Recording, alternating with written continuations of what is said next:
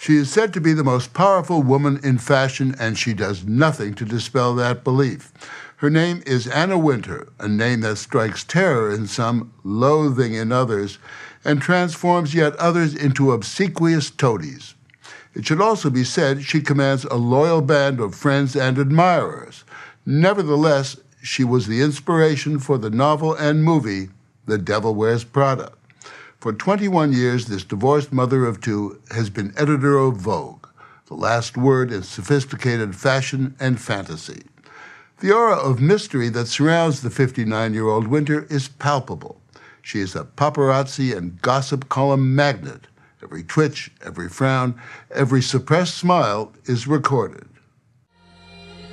She's been portrayed as Darth Vader in a frock, or less harshly, as Nuclear Wintour.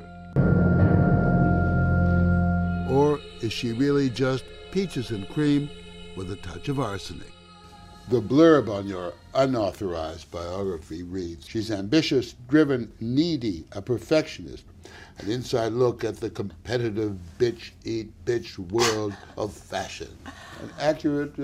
Well, I'm very driven by what I do. I am certainly very competitive. What else am I? Needy? I'm probably very needy, yes. A bitch. Perfectionist? Perfectionist. Well, let's try bitch first. Well, I hope I'm not. I try not to be, but I like people who represent the best of what they do, and if that turns you into perfectionist, then maybe I am.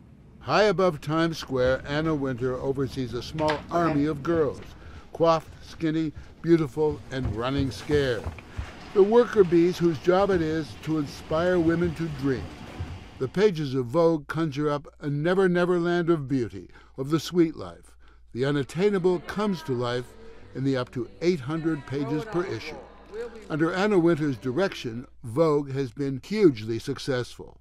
Vogue is the best of everything that fashion can offer, and I think we're the leader in the field. We point the way. We are, a glamorous girlfriend. But the glamorous girlfriend, like Vogue readers, is facing leaner times. I do want to make the point that September really has to be about value, but we don't want to give up completely the dream and the fantasy, but I also feel like we need to have a sense of being more grounded. Wintour is involved in every detail of the magazine, the clothes. I like the stripe. Editing the pictures and articles. Can I see Meredith, please? She's decisive, impatient, and bears a look that says, I'm the boss, and you're boring. I just thought that was a bit banal. Should I do the faces of the moment because that's what we have on the cover, or just still keep thinking? Keep thinking. An editor is, in the final analysis, a kind of dictator. A magazine is not a democracy. It's a group of people coming together and presenting ideas from which I pick what I think is the best mix for each particular issue. But in the end, the final decision has to be mine. Meet Miranda Priestley, the beastly editor in The Devil Wears Prada. Meryl Streep is Anna incarnate. Is there some reason that my coffee isn't here? Has she died or something? I've heard that Miranda Priestley is just a teddy bear compared to Anna Wintour. It was entertainment. It was not a true rendition of what happens within this magazine. I understand that. But where people made comparisons with you, the coldness that Anna must not be spoken to when she's on the elevator. Oh yeah, I heard that. You're not allowed to get in the elevator with me. Well, you can get on, but just keep your mouth shut. That's a complete exaggeration. I mean, I guess in response, I can only say that I have so many people here, Morley, that have worked with me for 15, 20 years. And, if I'm such a bitch, they must really be a glutton for punishment because they're still here. I wouldn't use the word bitch. I would say a certain coldness. We're here to work. We're here to work. And there's on-duty time and off-duty time. And in the end, we're drawn together by our passion for the magazine and our respect and friendship for each other. And if one comes across sometimes as being cold or brusque, it's simply because I'm striving for the best.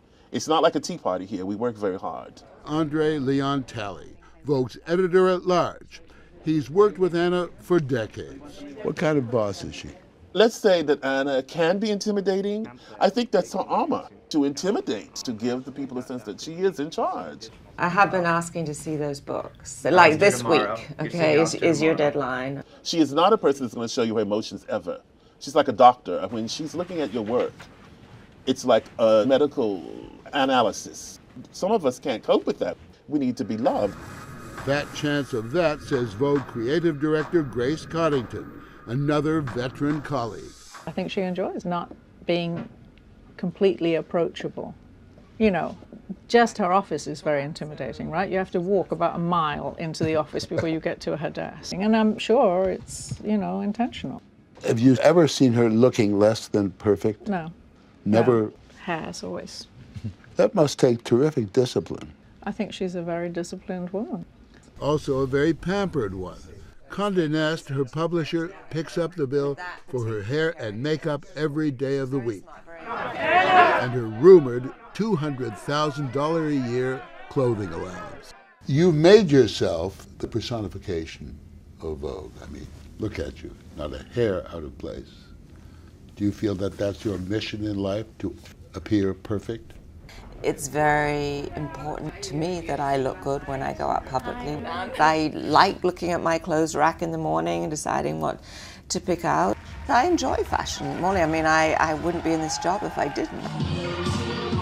Why the sunglasses? Well, they're seriously useful. I mean, I can sit in a shirt, and if I'm bored out of my mind, nobody will notice. And if I'm enjoying it, nobody will notice. So I think at this point they've become, you know, really armor. Wintour was born in London, the daughter of Charles Wintour, editor of the London Evening Standard. He was a tough-minded intellectual.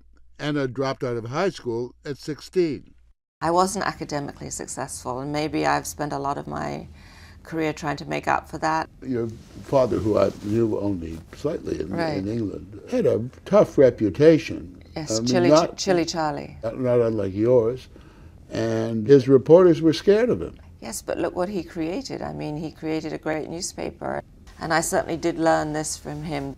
People respond well to someone who's sure of what they want. And Anna Wintour is nothing but sure. That's most apparent when twice a year Her Majesty takes her place at the ready-to-wear fashion shows in New York, Paris, and Milan, where she sits in judgment of the work of the world's most eminent designers. To an outsider, these shows are another planet, part dazzling, part rocky horror show. Models who seem as angry as they are emaciated, wearing clothes fit for a cadaver, and shoes that make stilettos seem sensible, and a legion of camp followers and campy followers, chasing the celebrities du jour and the people who dress them. You come here to be inspired, you come here to see the best of the best, and one just wants to rush back and put it in the pages of the magazine and translate it as fast as you can to the reader. It's a planet where Wintour feels comfortably at home, where she acts as cheerleader, power broker, and consultant. What bores you? Mediocrity. If you see a collection that you feel the designer has been lazy or taking inspiration from other designers, it doesn't so much as bore me as anger me. Neither Vogue nor Anna will openly criticize designers. She just omits them from the magazine. Death by anonymity. Kind of power that makes designers like Karl Lagerfeld, who this season favors the Dracula look, sing her praises. She is the most famous fashion journalist in the world. She says what she thinks. That's why some people think sometimes she is a little tough, but I like tough people and I like tough women. She has to give a cold image to keep things going. That's not that easy. Huh? It's like running a madhouse, a fashion magazine. When she drops in on a designer, it is make or break time.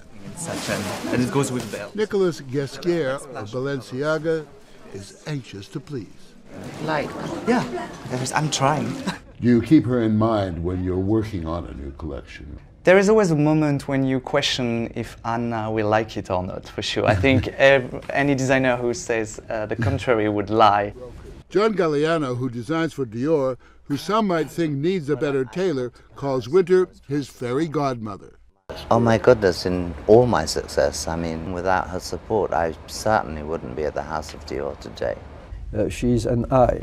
To have an eye is key. Bernard Arnault, who has a better tailor and owns Dior is the chairman of LVMH, the largest luxury conglomerate in the world. When Wintour recommended to the richest man in France that he hire Galliano, it was implicit that Vogue would feature Galliano's designs. When I hired John, I discussed at length with her. Obviously, at the time it was a risk because he was not as well known as he is today, but I was comforted by Anna about what he could do, and finally I took the risk. That gives you a remarkable kind of power, much more power than any mere editor-in-chief of a magazine normally has. Well, we can advise, Morley. We can't dictate, and obviously in the end those gentlemen are very capable of making up their own minds. But they have the remarkable habit of going along with your ideas. Well, we can only point them in that direction. She does even more. She helps choose the next generation of designers. For example, this young man, Alexander Wang. So what do you have to show us? It's a mutually beneficial relationship that gives Vogue an inside track on the next hot designer. And how much is that one, Alexander? This one retails for $1,200. It's very reasonable. Reasonable, perhaps, if you happen to have a $200,000 clothing allowance. But for sheer glitz, nothing beats the soiree at New York's Metropolitan Museum. Thank you so much for everything. Every year, Anna organizes a benefit which so far has raised nearly $50 million for the museum's Costume Institute. When Anna calls, the fashion houses are only too eager to cough up as much as $250,000 a table. This year, there's a certain nervous splendor to this recession procession. Nevertheless, the want-to-be-seen show up in hordes. Tonight, the rag trade rules. A night to flaunt it, whatever it is. Anna in total control, despite the rumors that in these really thin economic times, and after 20 years on the throne, her days may be numbered. Are you thinking that it may soon be time to pack it all in? Not at all. I mean, to me, that this is a really interesting time to be in this position, and I think it would be, in a way, irresponsible not to put my best foot forward and to lead us into a different time. Do you see out there in these outer offices some young upstart quietly taking the measures of this office? Probably several. But when the time comes, will you go quietly? Certainly, very quietly.